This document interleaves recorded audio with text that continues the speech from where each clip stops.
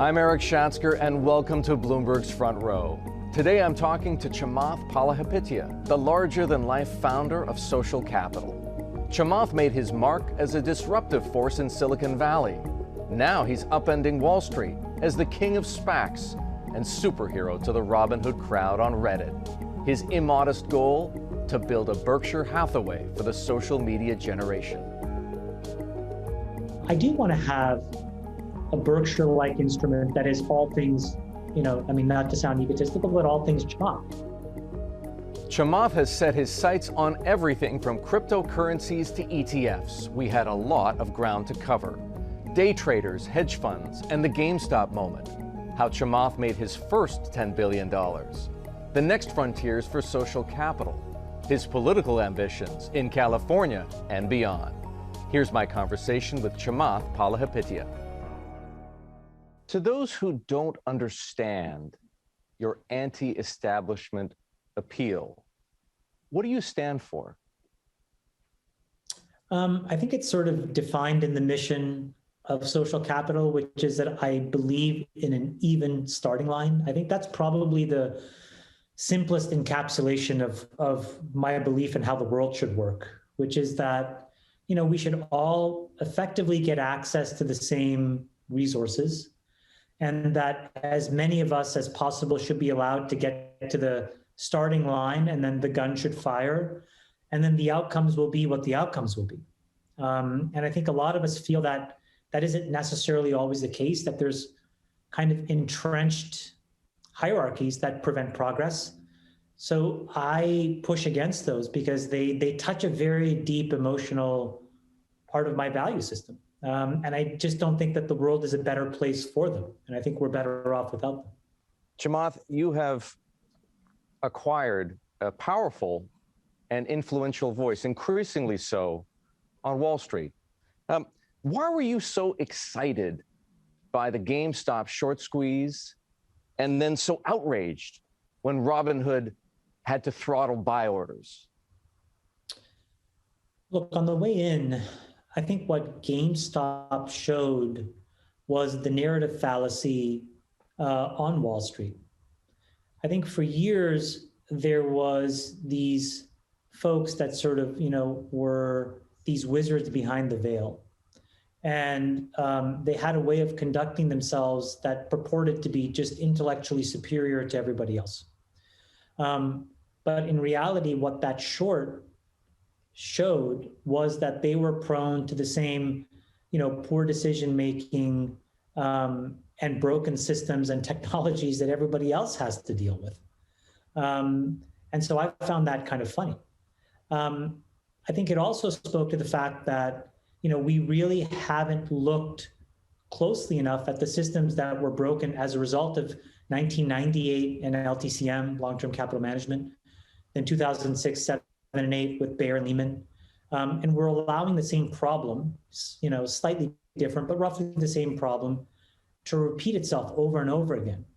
And so that's what sort of angered me about GameStop. And then on the back end of it, I just felt like these two worlds collided in a way where I doubt that in the end, in the final analysis, there was any collusion of any kind.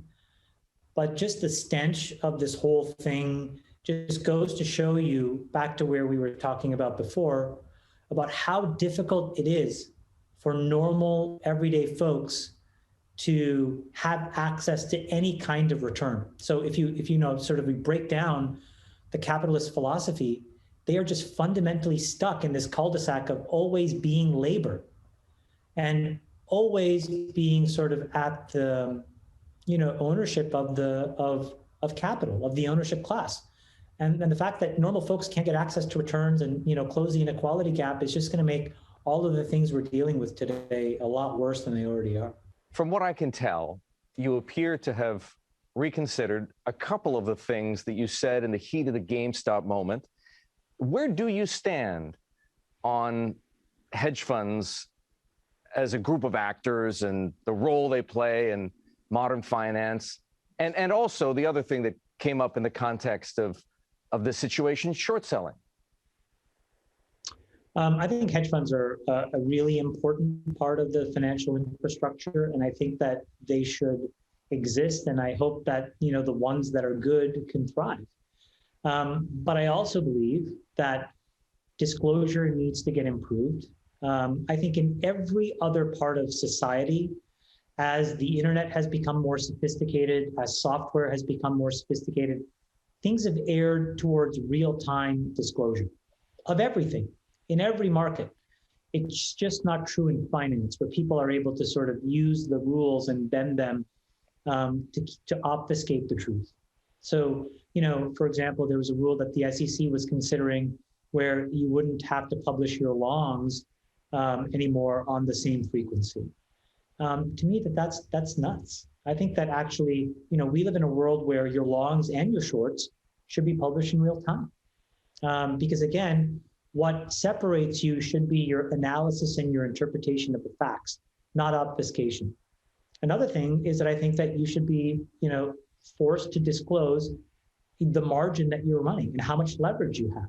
And, I think that hedge funds and banks are no different. They're a critical part of the financial infrastructure. They should be treated in the same way. And instead, I think after 2007 and 8, a lot of the risk effectively, quote unquote, went off balance sheet and away from the banks and towards these other really important actors, but who just don't have that much oversight. I still think hedge funds will do really well. I still think that there are some folks who are incredibly talented who will make just a ton of money for themselves and for their investors. But I think disclosure needs to go up. In terms of short selling, I buy the fact that it's an important part of the market. I'm not a huge fan of it. I do think that certain folks really use it to run a neutral strategy. And, I think that that's great. But I also think that, now in the world of social media, and we've seen this recently, disinformation can be used to not just cause political damage, but I think disinformation can also cause economic damage. And so I think that the SEC is going to have to deal with that issue and figure that out. How do we manage information or interpretation or sensationalizing of things that all of a sudden can whipsaw the markets up and down? And these actors, how are they regulated? Are they allowed to just say whatever they want and the implications are what they are? Or is there a higher standard now that there's so much distribution for so many more people? That is a calm, sober, and thoughtful analysis. It wasn't a few weeks ago. What changed? Well, look, as with everything, I really do take pride in the fact that I have strong opinions, but they're weakly held. I think it's important to have a point of view. And, I come to very quick conclusions. But also sometimes I'm emotional and those conclusions are more judgments.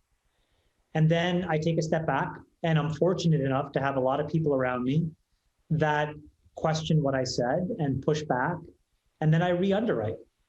And it's not dissimilar to an investment. I try to come to a very quick point of view, but then I get data and I constantly re-underwrite. And then the heat of the moment passes, deal heat or emotional judgment, and then what's left is a sober assessment of the truth and facts. And that's sort of where I am now on this, and frankly, most of the things that I do. One of the things the GameStop episode, let's call it, shone a light on is Robinhood. And not just Robinhood as a company, but zero commission trades and the ability for retail, let's call them retail investors, to participate in a momentum chase. Do you think on balance that apps like Robinhood and the way that they've gamified, and you've heard that term many times, trading, not investing, but trading, is a healthy thing on balance? I think that it should be allowed to exist. You use the word healthy. Do I think it's healthy? Not particularly, because I think it keeps people in this ghetto of being labor. I started as a day trader effectively, meaning on the side, I would speculate in my teens and in my 20s. An investor is not a speculator, and it's not a day trader. And I think that a lot of retail, a lot of normal people, the only way they will close the inequality gap is because they take it upon themselves to learn how to become an investor. The government's not going to save them. No law is going to save them. No, taxation of the rich is going to save them. They can save themselves. And you have to learn how to invest, which is to put money into the things you care about and then do nothing. And learning that second part is super hard. And so if you have apps that glorify speculation, you're not going to teach the right kind of behavior. So of course they should exist. I believe in a free market. Am I a fan of them? Not particularly. I want to understand, Chamath, how you decide what to invest in. Do you believe, and this is a subject that's come up on your podcast, your All In podcast, do you believe in fundamentals, or as has been argued, a stock can trade wherever, regardless of whether it is or isn't hinged, to the fundamentals of the underlying business? Well, maybe I can just give you an insight into how I process any opportunity. Sure. Random company comes in to the top of the funnel.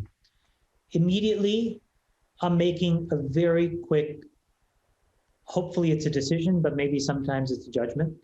And I'm asking myself, does this fit into my worldview or not? Meaning, is it in my circle of competence? And I have a very simple way of looking at this. Is it going to fix something in inequality that I think is important, or is it going to fix something in climate change that I think is important? Those are the only two things I care about.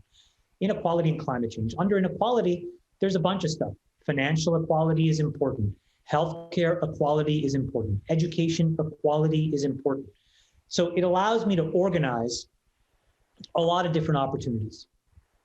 And I'm trying to figure out, is there a consumer proposition here that's important for them? Does it make something more symmetric? Does it take something that was asymmetric and fix it? So that's my first judgment, which is qualitative. That's why whenever I start my one-pagers, it's always, what is the strategy? And you can read all of these one-pagers now. And what you'll get away from them is the first lens is equality and or climate change. Then I start to do the fundamental work. And this is where I have a real issue with a lot of people who say that they're value investors. I think that I'm a value investor. The thing is that when you look up the word value in the dictionary, it doesn't mean cheap. It doesn't mean a cigar butt with 2 puffs left, that famous Buffett Munger quote. I think it actually means something that has value. And so then I'm really thinking about, what are the cash flows of this business? How does it create a moat, right? Meaning in software, some technological way that's hard for people to compete with it. And then can I get it for a price where there's a margin of safety, where if they misexecute for a quarter or if they have a little hiccup, it's going to be okay. Because we've got an entry point where 5 or 10 years from now, this thing will be 5 to 10 times bigger. And that's how we think about all these things. And if you look at the deals that I've done, they kind of map pretty singularly one-to-one to that framework. So let's use a real world example. Obviously, this is not the kind of deal you're doing, but if you looked at Tesla today through that lens, is that stock a buy with a market cap north of $800 billion? The short answer is yes. The reason is that I think it took people, look, I bought Tesla in 2014 or 15. I was one of the largest owners of the convertible debt. I felt that was the best margin of safety way to bet on Tesla. It's turned out to be an enormous winner. And I really believe in what Elon is doing. I think he's the most important entrepreneur of our lifetime right now. It's taken people 15 years to embrace that they're going to be now a legitimate car company. But when I underwrote the investment, my bet was on something bigger. And I think that Elon is well past building a car company. And I think it'll take another 5 or 10 years for people to figure out what this next arc of innovation is. And what that is the deregulation of energy. If you look under the hood, utilities spend tens of billions of dollars, hundreds of billions of dollars a year all around the world on CapEx. They are completely regulated. They feel completely safe. They feel like they can issue debt ad nauseum. They can cause all kinds of damage to the environment or otherwise, look at PG&E and still come away unscathed because they're protected. except that something is happening that nobody forecasted, which is the complete bottoms-up disruption of energy. And that's the only way that this thing is going to get deregulated. It's not going to be by law or dictate. It's not going to be, a big monolithic competitor. It's going to be because every home installs hydro panels, solar panels, batteries, and then software that basically allows them to live off the grid. And then eventually pump their excess energy into battery solutions and other things that are controlled by cities and towns and governments, who then in turn will turn off their usage of peakers at a minimum. And then over time, will have very different characteristics of usage from traditional utilities. That is what Tesla is powering. That is what allows it to be a multi-trillion-dollar company. So does it have the same return profile as when I bought it at what is it equivalently now 25 or 30 bucks a share? Well, obviously not. But can it be multiples higher than where it is today? Absolutely. Chamath, you've built an extraordinary franchise in special purpose acquisition companies. 6 SPACs, billions of dollars raised so far. Tell me, from your perspective, is there a limit? Is there a limit to what you can do with SPACs? Is there a limit to the size of the SPAC revolution in terms of available capital or quality of targets? I think what's happening in SPACs is really about the dismantling of the traditional capital markets with respect to fundraising. So the equity capital markets, really had one go-to move, which was the IPO. And then obviously there was follow-on financings and all of that other stuff, but the traditional S1 driven IPO process. And what you picked was a brand that you trusted to be your on-ramp into the public markets. You pick Goldman, you pick Morgan Stanley, you pick JP Morgan, Credit Suisse, Barclays, et cetera. I think in 2021 and going forward, you're still picking brands, but that choice has become more atomized.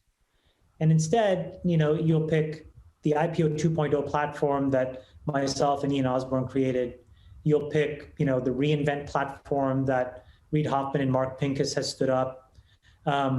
You'll pick, the SPAC platform that Alec Gores has created.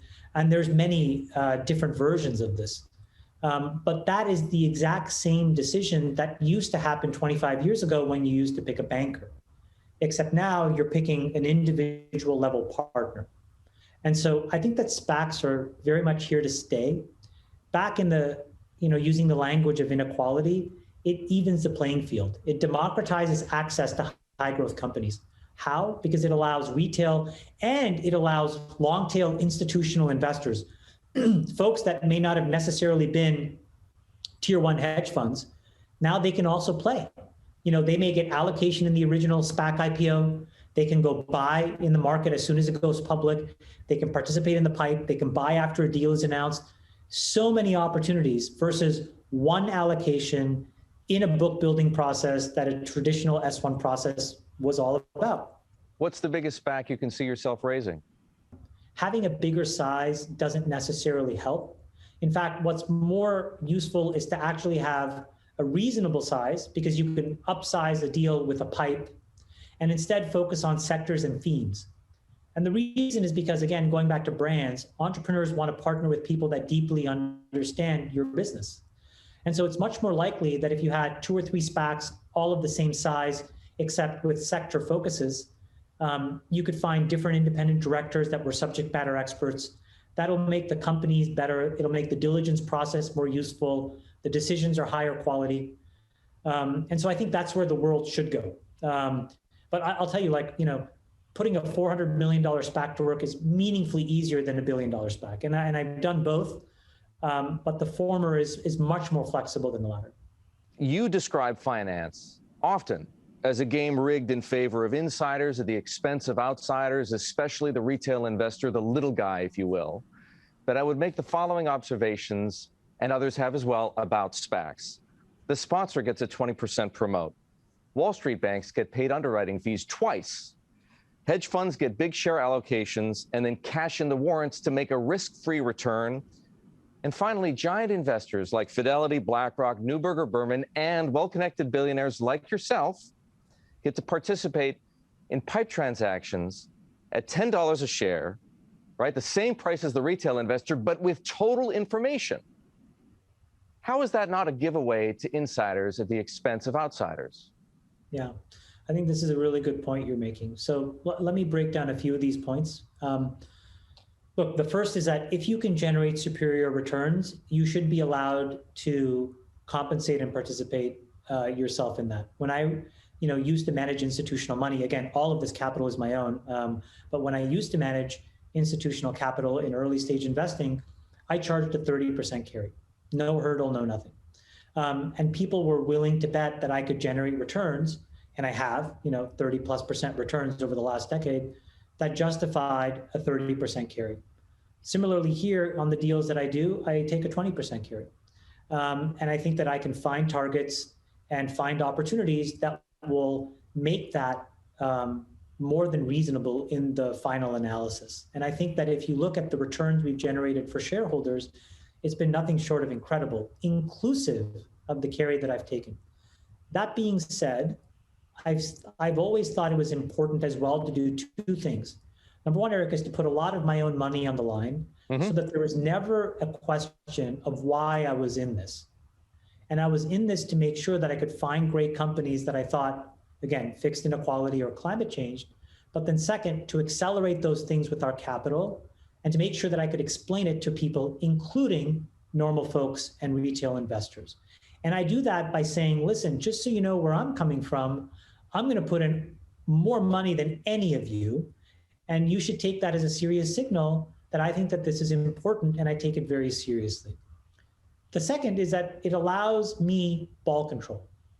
And then having ball control allows us to basically slowly even the playing field. Now, what do I mean by that? And this is to the second point that you brought up. I think that there is a lot of work that we can do to make sure that retail, A, has more allocation of the IPOs. Right now, we have a pretty decent allocation, but it's small. And the reason is that the technology that we use to allocate shares in IPOs is brittle. And I've been working with a partner.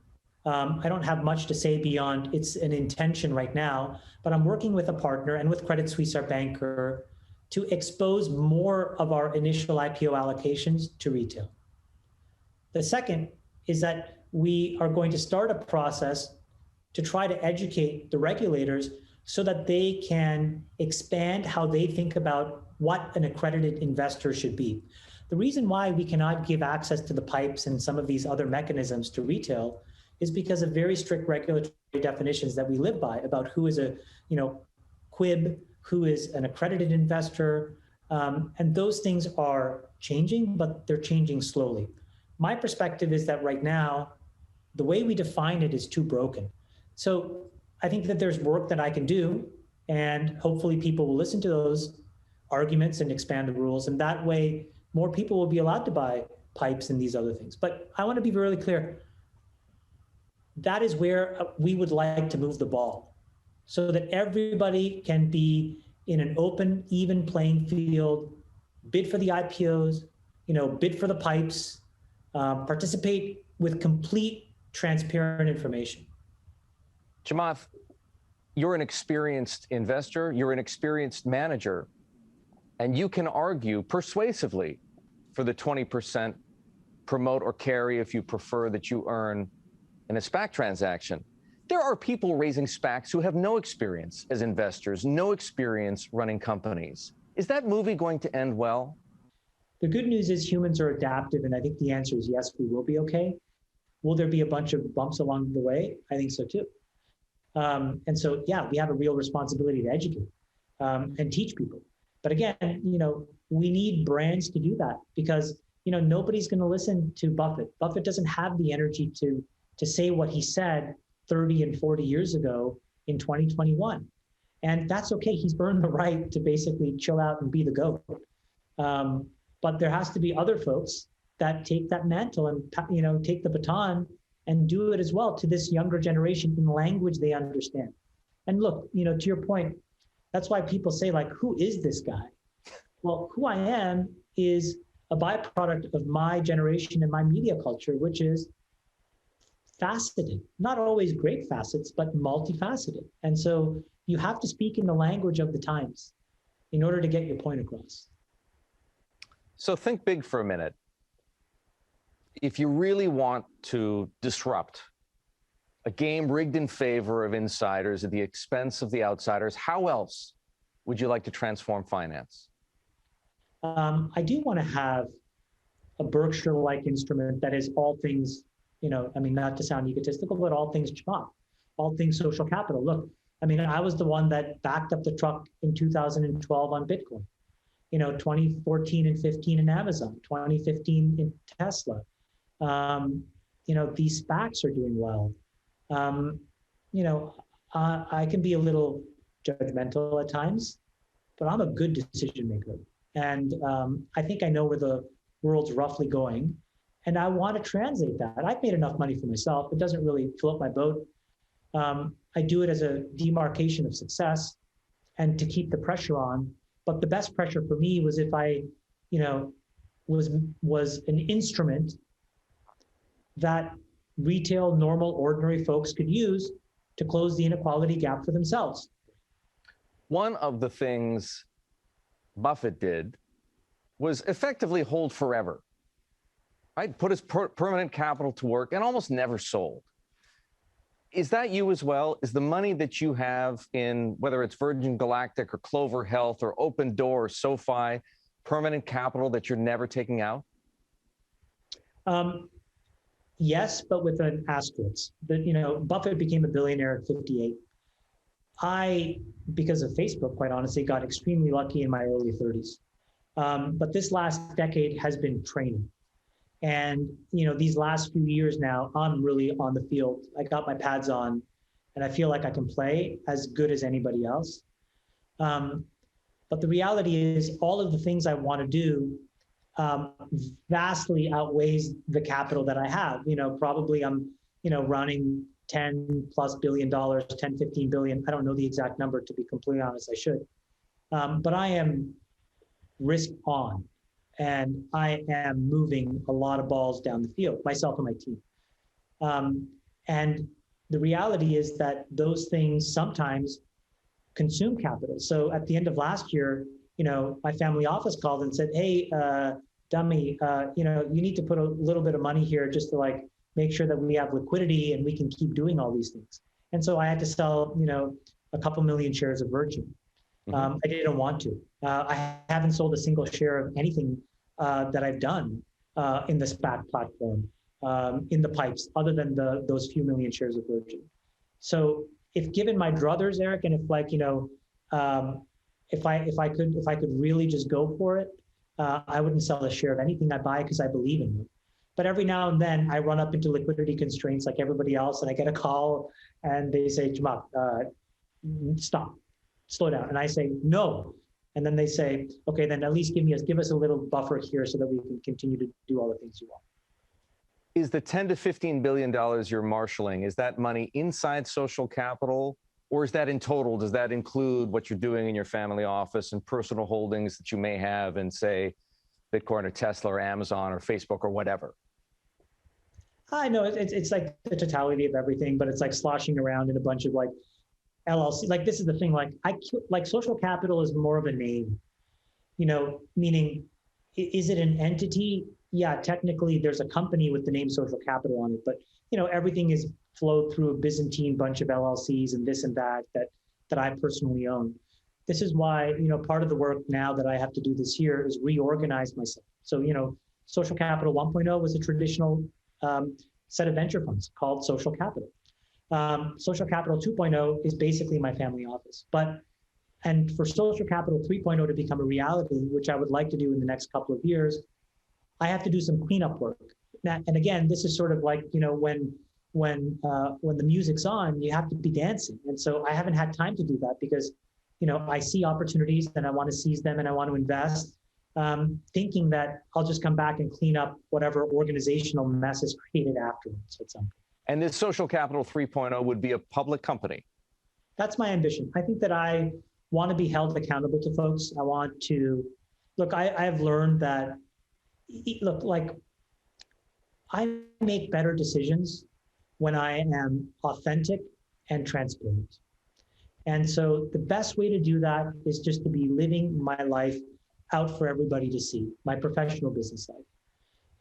And so I like the idea of the transparency of the public markets. I love the idea of having investor calls, having an analyst day, teaching people, learning from people, having a yearly thing that Buffett does. I would want to do our own. It won't be as grandiose or as big, but maybe it will in 30 or 40 years. And so, I want to do those things. And look, I'm going to work until I'm 65. And so between now and 65, that's the goal. And, to be honest with you, I don't have a very high regard for money. And I don't know Mr. Buffett to really tell you what he thinks about it, but I grew up with nothing. I'm going to die with nothing. And this is purely an instrument that I can use to put the foot on the gas. So I'll give you an example. Mm-hmm. Today, for all the ballyhoo talk about climate change, China controls 80% of lithium-ion battery production. And so to the extent that we ever get into a geopolitical posture where China decides to slow down the progress of the United States, one of the ways in which it can do it is just to basically slow the trickle of the critical inputs and precursors that we need to make batteries. No batteries, guess what, Eric? No climate change. And so, that's an area that I'm going to invest in, and that's an area I'm going to go for it. Is it risky? Yeah. Will it cost several $1 billion? Probably more. Could it fail?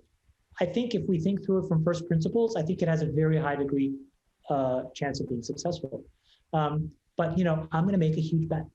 And so I'm willing to take the product risk. So in that way, I think I could be different. Give me a sense, Chamath, of what the reorganization involves. What's going to go into this holding company? What businesses or activities are you operating currently out of Social Capital 2.0 that will end up in 3.0? So obviously we have our SPAC business, and that's an incredibly great machine. Between Credit Suisse, Skadden Arps, Connaught, Social Capital, head of Sophia. Mm-hmm. It's like, this is like the all-star team. I mean, it's like, 1992 Barcelona Olympics, Team USA. It feels, these guys are just such pros. And so it's an honor to work with them. So that whole platform. I do have an aspiration to cut and paste and do an equivalent platform solely focused on biotech, because I think that that's a very different risk profile, smaller deal sizes, but you can expect me to explore that. I think that ETFs have something that have always intrigued me. Then we have a bunch of businesses where we own and operate. We started an insurance company, next generation AI, machine learning insurance business that's writing some very complicated reinsurance products around, cat risk and pandemic risk and cyber risk. I'm really excited by that. We have 2 healthcare companies. We have an enterprise software business that is doing something very unique. And so, there'll be a bunch of those assets. You've said, Chamath, you were a billionaire by the time you were in your early 30s. Do you have any idea what you're worth today? Yeah, I don't. I mean, I probably should, but I don't. I have a rough sense, highs, I think it's, I think I just told you it's kind of probably in the 10 to 20-ish. North of 10. Okay. Yeah. I want to quote one of your all-time most popular tweets. When Bitcoin gets to 150,000, I'll buy the Hamptons and convert it to a sleepaway camp for kids, working farms, and low-cost housing. What inspired you to write that one? Well, I can't take all the credit. Friends of mine and I, we have a little group chat, and we were just, talking about random things for the summer, in the hope that the pandemic eases. And one of my friends, Rob Goldberg, actually was the one that said Champtons. And it just kind of like set off a light bulb. And then I just wrote it and I kind of published it. It's very tongue in cheek. I mean, I did another one which said, like, I think when Bitcoin gets to 40,000 or 100,000, I'm going to buy Goldman Sachs and rename it Chamath and Sachs. These are all jokes. This is the part of my personality that some folks don't get, which is this is just tongue in cheek. It's just, honestly, I never thought I'd be here.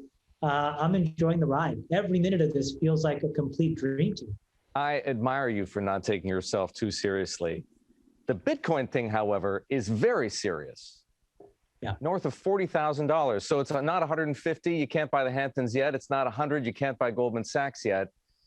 But can I tell you something about Bitcoin, which is so important? So I think Bitcoin is very important because it just shows the fragility of the traditional financial infrastructure. And if you just look at the quantity and the size of like the M2 money supply as an example, the real question that I think people should be asking ourselves is, okay, if Bitcoin becomes a de facto reserve currency that basically displaces gold, what replaces the US dollar? And here's where, if you want to just bear with me for a second, it's not Bitcoin that replaces the US dollar. It is a stable coin. And what does all of that mean? In less fancy language, there are companies around the world that are replacing one fixed US dollar with one digital token of a US dollar. And by simply making that small abstraction, they're able to completely build financial rails that didn't exist before.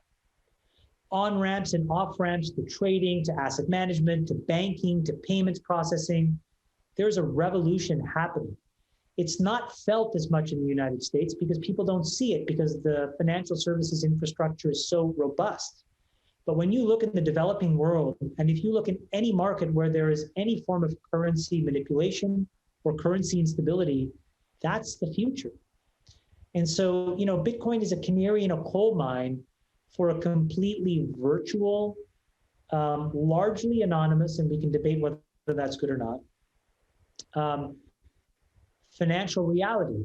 And so, I think that it's a very important trend that's worth understanding. The other thing is, so many of the dislocations that we've seen won't happen anymore when we go on those rails. So, going back to this whole GameStop debacle, as I've learned more, and as you probably know now too, a lot of this has to do with the arcane way in which stocks are settled. And what I learned was we used to have a T+3, after the trading day, 3 days later is when you'd settle. And it was moving heaven and earth, crying and screaming to move companies to go to T+2. Well, if you're running a stable coin or, smart contracts on top of Ethereum, all of this next generation infrastructure, this is T+0, right? You're settling things in a nanosecond. And that's really good for everybody. In addition to Bitcoin, which coins, if you will, cryptocurrencies, digital assets, are you a holder of? Are you a believer in? Well, I will be publishing this soon. I am building a fairly sizable portfolio of what are called NFTs, non-fungible tokens, some digital art, some virtual trading cards. And these may sound crazy to some, but I do think that that's the next frontier of digital currency and digital assets. And so I have been building a portfolio. My decision is the team and I will announce it. We will publicize everything we own, and we will make our holdings transparent so that folks can track along and see as we buy and sell things.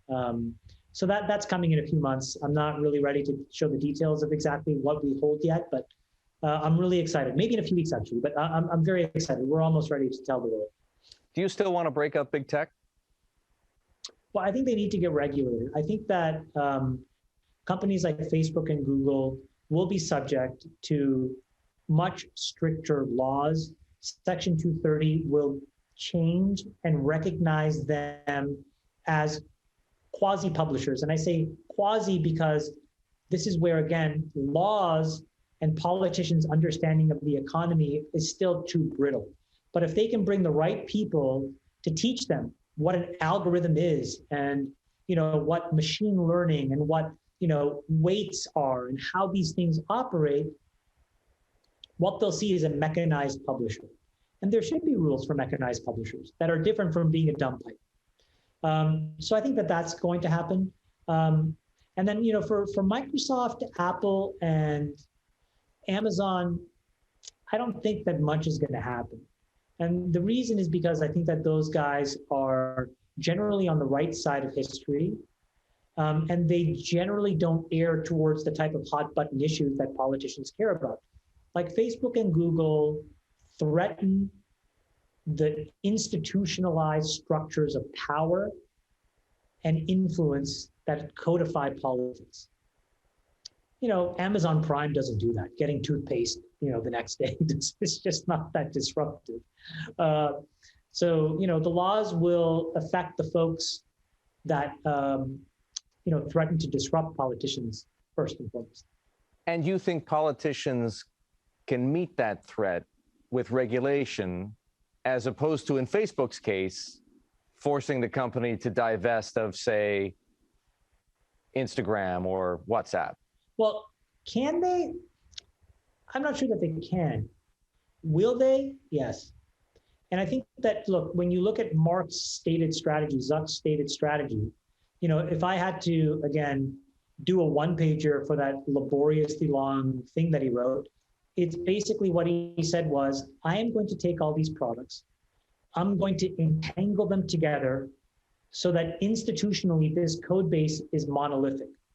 Now, this is an engineer speaking to you, such that if any sort of, carve-outs or divestitures were to come to pass, it would take years for us to disentangle this mess, which are many more years where I can bet on the laws changing, the government changing, or their minds changing.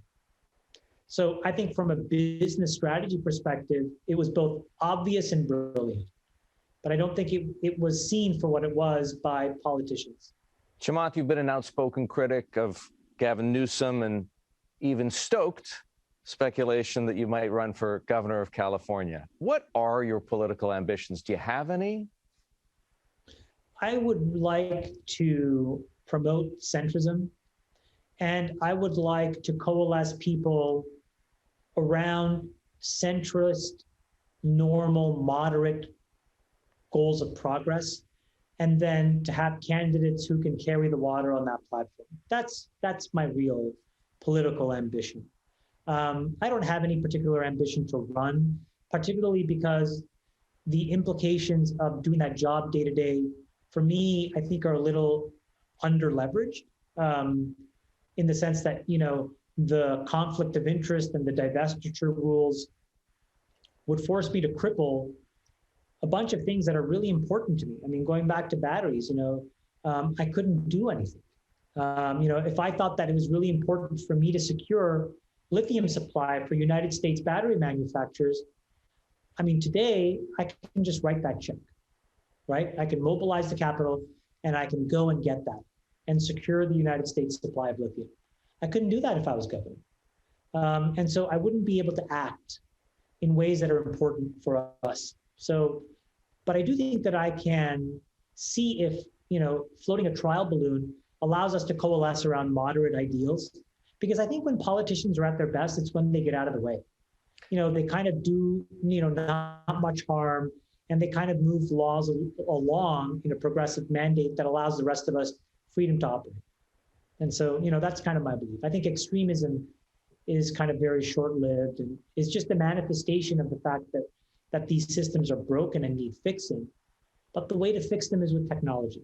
And the only way to harness the resources of technological people is via for-profit mechanisms. And so governments need to set up the incentives and mostly just kind of step aside and get out of the way. Whether we like it or not, politics is a money game. Have you given thought to how much money you want to put behind these candidates whom you'd like to see in office espousing the ideals you share? On the assumption that, Citizens United doesn't get overturned, my plan will build. It's not that today it's in the millions a year, but my plan will build to hundreds of millions a year. I mean, look, think of what has happened in American politics because of the Kochs or the Mercers. What is the moderate version of that? Where are the group of people that over 20 or 30 years can systematically build an infrastructure that promotes just centrist decency? It doesn't exist right now. And so, yeah, I would like to build that, and I'm happy to, pay my share of that. At the moment, I think you're spending some money to recall the governor, Gavin Newsom. I saw a figure of $100,000. How much are you willing to put toward that issue? Yeah, probably a few million. I mean, like. That's not insubstantial. No, it's not. I think it's about sending a message. Look, we are in a very terrible place in California. So on the one hand, this is, having lived in Sri Lanka and then Ottawa and then Toronto and New York and DC and now here in California. I mean, I'm biased, but this literally is the single best place on earth. I mean, the weather, the food, the people, the temperament, it's just the ingenuity.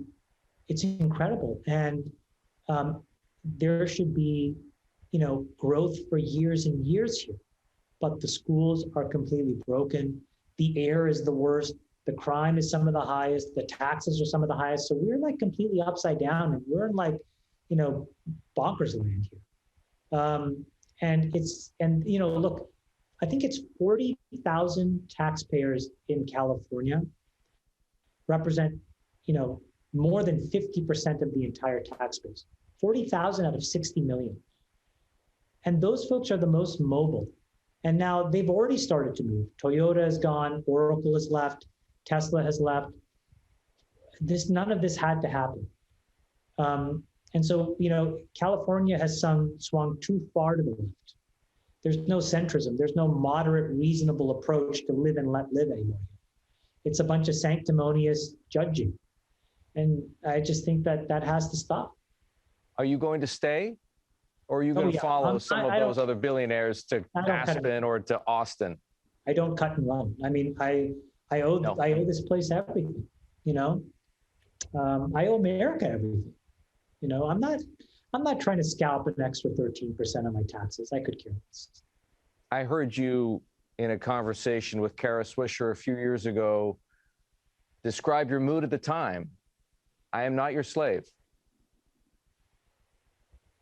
It would appear that you've reached a different mindset.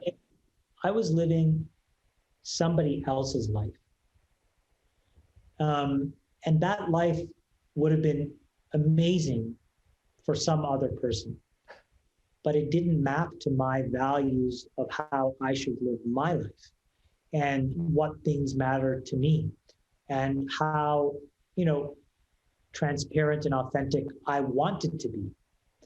And that was an emotional outburst that really encapsulated the anger I felt and how trapped I felt. And most of the anger was at me. I could have said it better than I am not your slave. Right? But I did it. I'm okay with it. I said it. It's true. That's how I felt at the time. But yeah, I feel like I'm working for me now, and that feels great. Well, I wish you luck with those goals, and I look forward to talking to you along the way. It's been a pleasure, Chamath. Thank you. Eric, thank you very, very much.